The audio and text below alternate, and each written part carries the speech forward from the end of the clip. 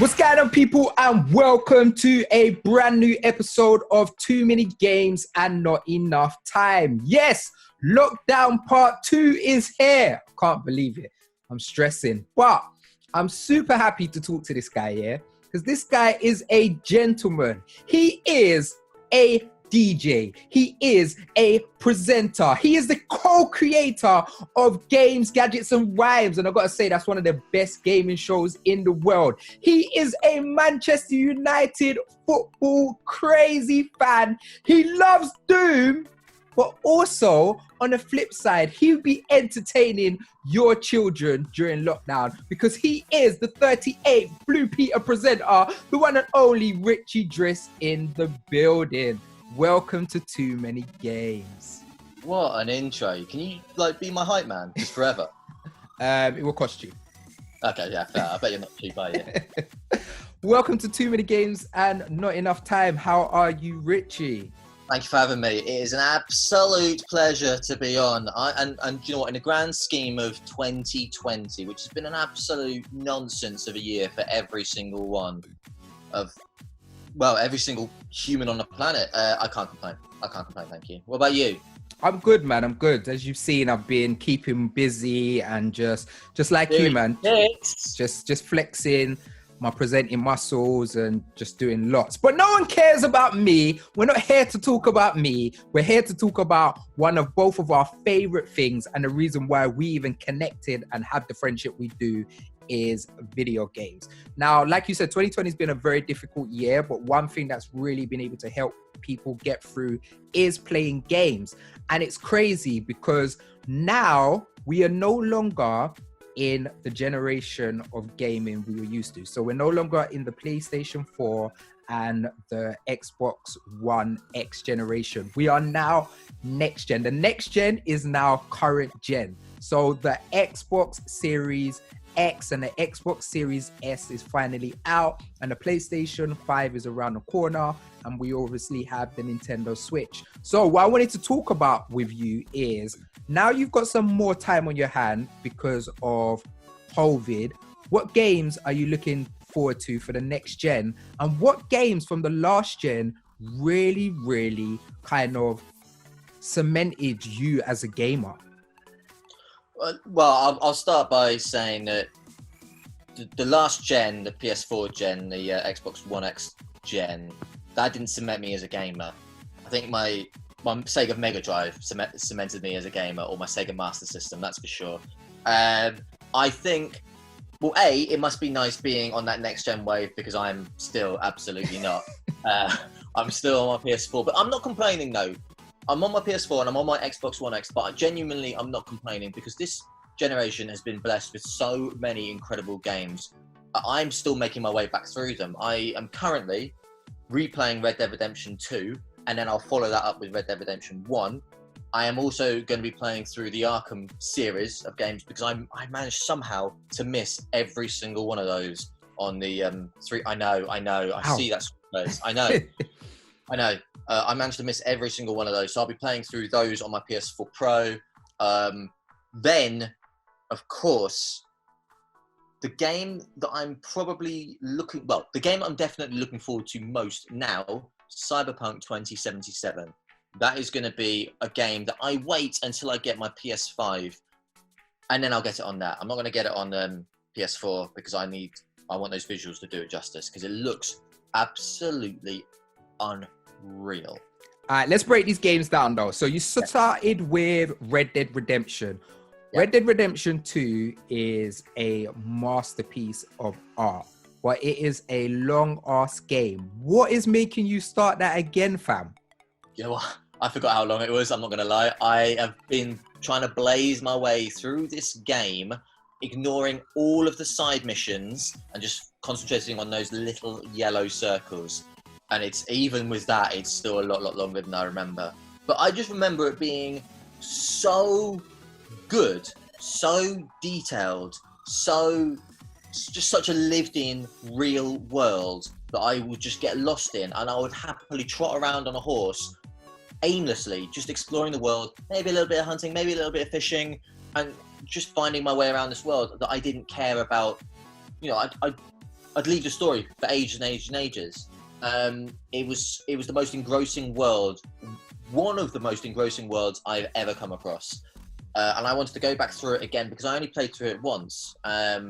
Same with the first Red Dead Redemption. I only played through that once on the 360, Xbox 360. So I wanted to go back through this one and then immediately go back onto Red Dead 1. Because as we know, Red Dead 2 is a prequel to Red Dead 1. Yeah. So I just wanted to revisit those. It's so funny that you say that, how detailed it is. I almost feel like the detail in the game is the reason why so many people don't enjoy the game. Now, stay with me and I explain. The game makes you feel like you are a cowboy in the wild, wild west. It's not fast. It's not GTA. It's not about speeding around. It's about taking your time on your wagon, on your horse, and really understanding that experience. And it took me to work that out to really enjoy this game. Because at first I was playing it, I was like, why is this so slow? And then when I slowed down and played at the game's pace rather than the pace I expected it to be, I was like, oh my God, this is amazing.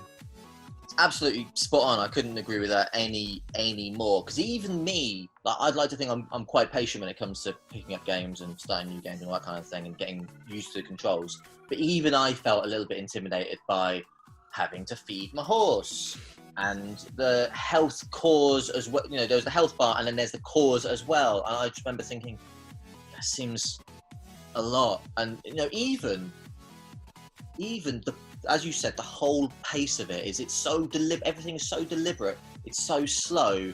Sometimes I find myself now playing it, thinking to myself, oh, I wish this was a little bit more faster paced. Like when you enter a combat situation, you've got your guns drawn, you're firing away, you're still at walking pace.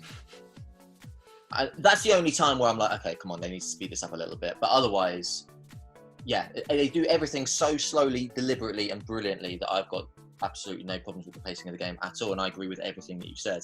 It did switch a lot of people off, and those people missed out on something incredible.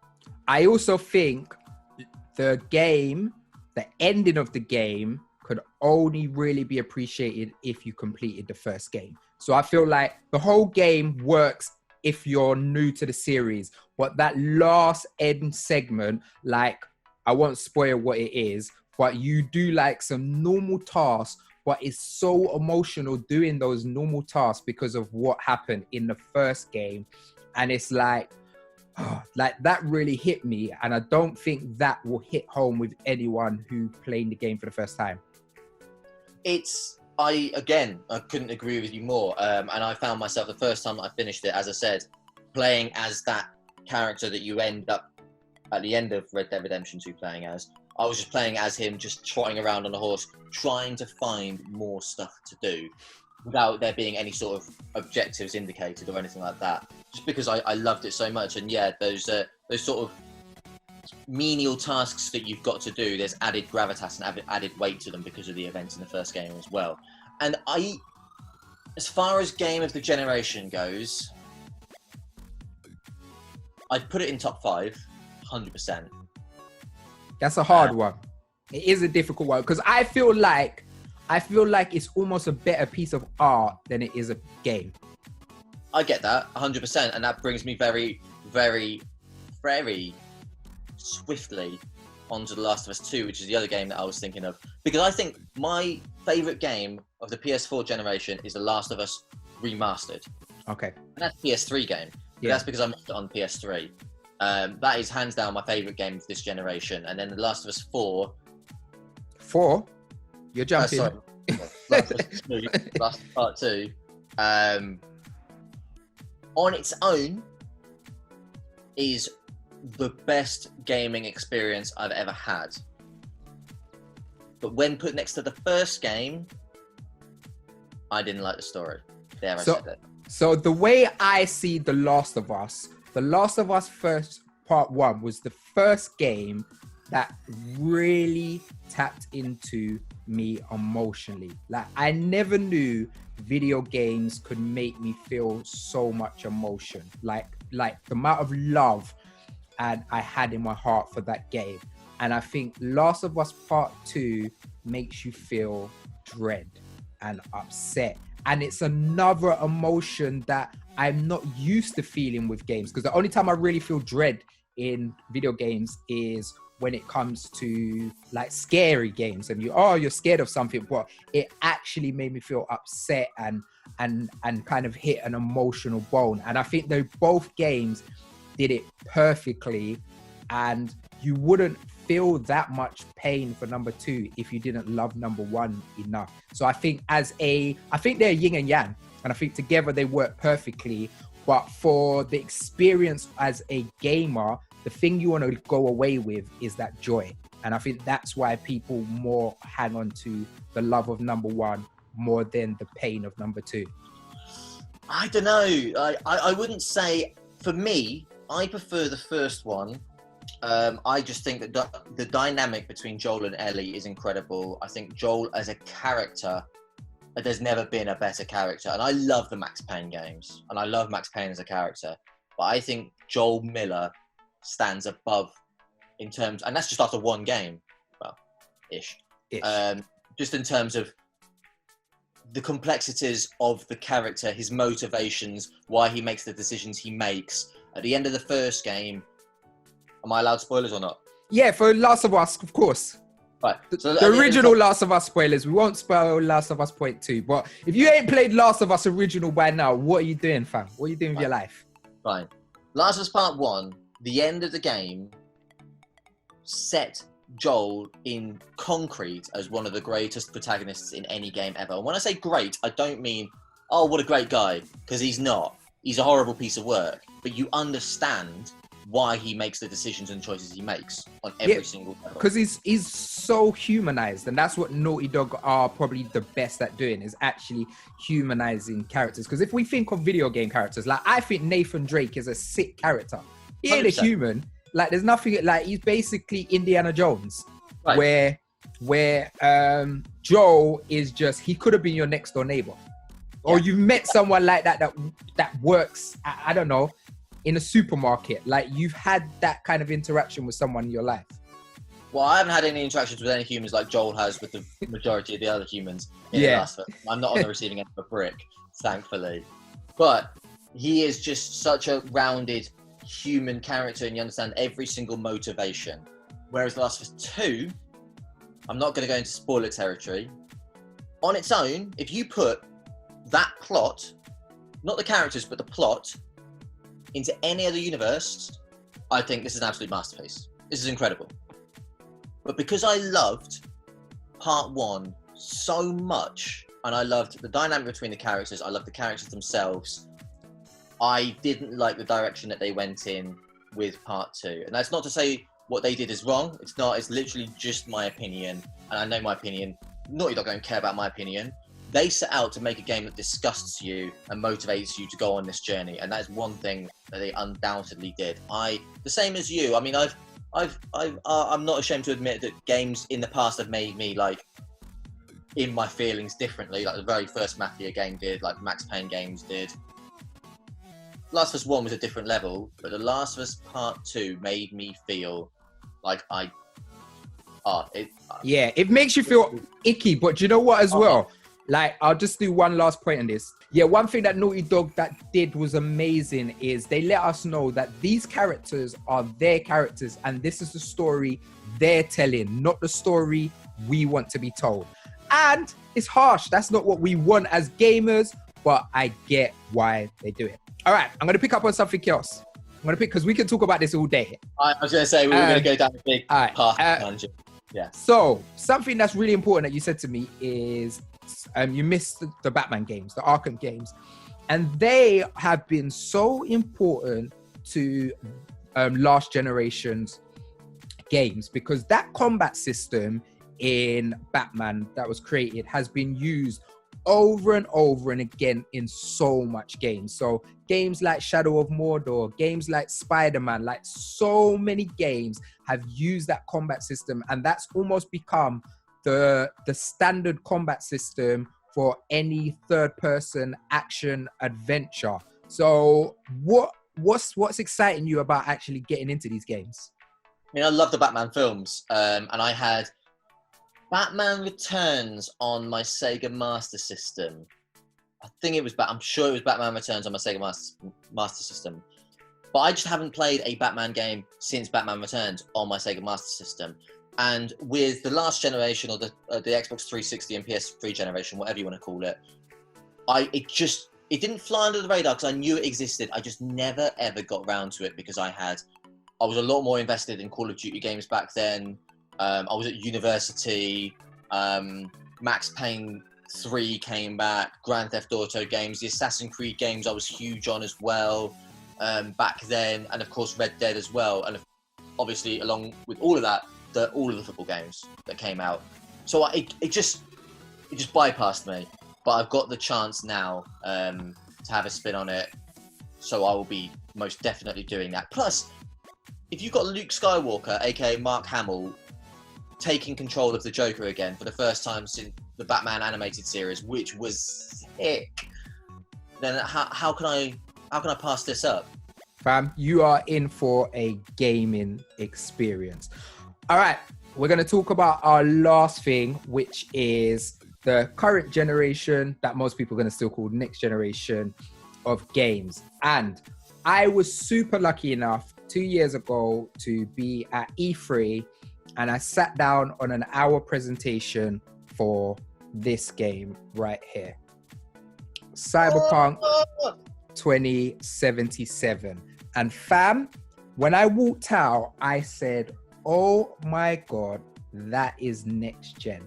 Like, I was like, even though they're saying it's PS4 and Xbox One, I was like, that is a next gen game. Like, it just looks incredible. So tell me why you're so excited about Cyberpunk and why you are more than happy to wait for your PlayStation 5 to start it.